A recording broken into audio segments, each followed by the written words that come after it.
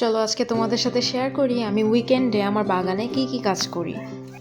আসলে অন্যান্য দিনে দেখা যাচ্ছে হয়তো ক্লাস থাকে, না হলে অন্যান্য কাজ থাকে, এই জন্য ছুটির দিন ছাড়া বাগানের কাজ করার তেমন একটা সুযোগ পাওয়া যায় না।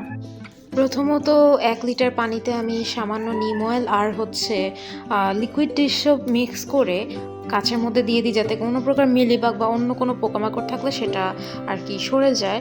তারপর যেগুলো ডেড এন্ডস থাকে সেগুলো আমি কেটে দিই।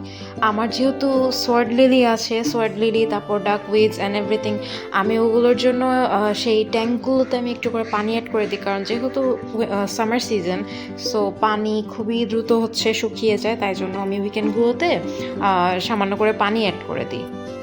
যদিও গাছে পানি দেওয়াটা আমার রেগুলার রুটিন, উইকেন্ডসগুলোতে আমি একটু সময় নিয়ে পানিটা দেওয়ার চেষ্টা করি। যখন এগুলো কাজ শেষ হয়ে যায় তারপর মন ভরে গাছগুলোকে দেখি, অন্যান্য দিনও দেখি, তবে উইকেন্ডগুলোতে একটু ভালো করে দেখতে হয়।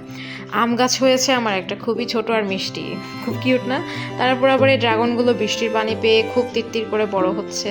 ফল পেতে আইনও অনেক দেরি, বাট আশা রাখা যায়। এই গোলাপটা ছিল আমাদের বাগানের গোলাপ। যে কোনো ফুল যদি কোনো ভাস বা কোনো কিছুতে রাখা হয় উইকেন্ডগুলোতে, সেগুলো মারা গেলে সেটাকে সরিয়ে ফেলা হয়, অ্যান্ড যেগুলো ইনডোর প্ল্যান্ট থাকে সেগুলো পানি